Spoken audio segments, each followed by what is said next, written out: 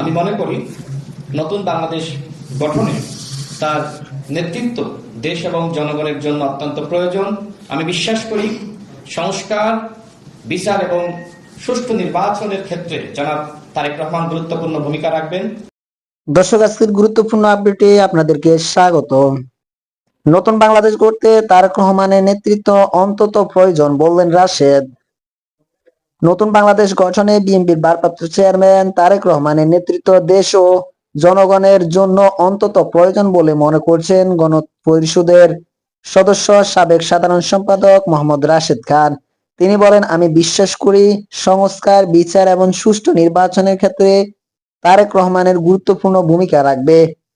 শনিবার 27 ডিসেম্বর দুপুরে বিএনপিতে যোগদান অনুষ্ঠানে এসব কথা বলেন রাশেদ খান। রাশেদ খান গণ অধিকার পরিষদের সাধারণ সম্পাদকের পদে থেকে পদত্যাগ করে শনিবার রাজধানী গুলশানে বিএনপি চেয়ারপারসনের কার্যালয়ে গিয়ে দলে মহাসচিব মির্জা ফখরুল ইসলাম আলমগীর, স্থায়ী কমিটির সদস্য সালাউদ্দিন আহমেদের হাতে ফুলের তোলা দিয়ে বিএনপিতে যোগ দিয়েছেন। এর আগে গণ অধিকার পরিষদের সভাপতি নুরুল হক নূরের কাছে পদত্যাগের পত্র জমা দেন তিনি। রাশেদ যোগদান অনুষ্ঠানে বিএনপির মহাসচিব মির্জা ফখরুল ইসলাম আলমগীর বলেন, গণতান্ত্রিক পরিষদের সাধারণ সম্পাদক মোহাম্মদ রাশেদ খান বাংলাদেশ জাতীয়বাদী দলে যোগ দিয়েছেন। বাংলাদেশ জাতীয়বাদী দলের সিদ্ধান্ত নিয়েছেন ঝিনাইদহ 4 আসনের কালীগঞ্জ ও ঝিনাইদহ সদস্য 4টি ইউনিয়নে ধানের শীষ প্রতীকে নির্বাচন করার জন্য মনোনয়ন দেওয়া হয়েছে। এটা আমাদের দলের সিদ্ধান্ত, আমি আপনাদের জানালাম।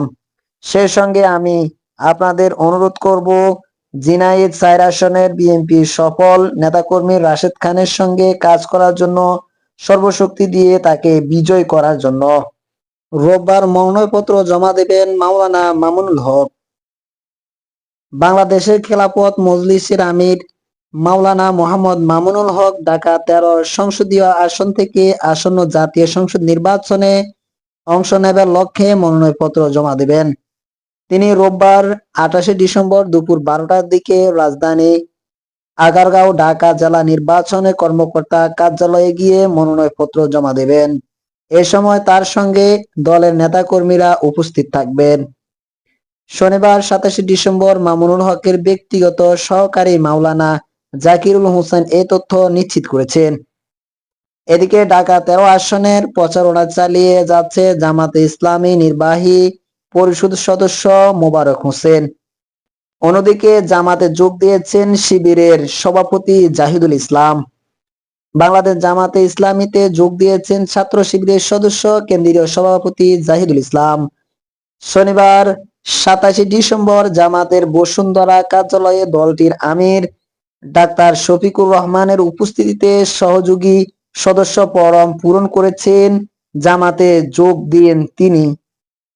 জানা গেছে, জাহিদুল ইসলাম ছাত্র শিবিরে 2025 সেকশনে কেন্দ্রীয় সভাপতি ছিলেন। এর আগে তিনি ছাত্র শিবিরের প্রকাশিত সম্প্রচার ছিলেন। জাহিদুল ইসলাম নগনাথ বিশ্ববিদ্যালয় ইংরেজি বিভাগে শিক্ষার্থী ছিলেন। তার গ্রাম বাড়ি কুমিল্লা জেলা। 17 বছর পর শ্বশুর বাড়িতে গেলেন তারেক রহমান। দীর্ঘ 17 বছর পর রাজধানী ধানমন্ডি শ্বশুর বাড়িতে মাহবুবুল ভবনে গেছেন বিএনপির ভারপ্রাপ্ত চেয়ারম্যান তারেক রহমান। শনিবার 27 ডিসেম্বর বিকেল 4টা 25 দিকে গুলশান এভিনিউতে 196 বাসভবন থেকে তাকে বহনকারী গাড়ি বহন শ্বশুর বাড়ির উদ্দেশ্যে যাত্রা করে দলের দলীয় সূত্রে জানা গেছে। দলীয় সূত্রে জানা যায়, শনিবার বিকেল 4টা 25 তারেক রহমানকে বহনকারী গাড়ি বহন গুলশান এভিনিউতে 196 বাসভবন ত্যাগ করে ধানমন্ডি মাহবুবুল ভবনের উদ্দেশ্যে রওনা দেন। দীর্ঘ নিবাসী জীবন অবসান ঘটিয়ে গত 25 ডিসেম্বর যুক্তরাষ্ট্রের লন্ডন থেকে দেশে ফেরেন বিএনপির ভারপ্রাপ্ত চেয়ারম্যান তারেক রহমান। সেদিন বেলা 11টা 39 বিমান বাংলাদেশ এয়ারলাইন্সের একটি উড়োজাহাজে তিনি হযরত শাহজালাল আন্তর্জাতিক বিমানবন্দরে অবতরণ করেন। পরে জুলাই 36 এপ্রিলে আয়োজিত সংবর্ধনা লাখো কর্মী ও সমর্থকদের উদ্দেশ্যে বক্তব্য দেন। সেখানে সংবর্ধনা শেষে রাজধানী এবারকেয়ার হাসপাতালে চিকিৎসাধীন মা বিএনপি চেয়ারপারসন বেগম খালেদা জিয়ার সঙ্গে দেখা করেন তিনি।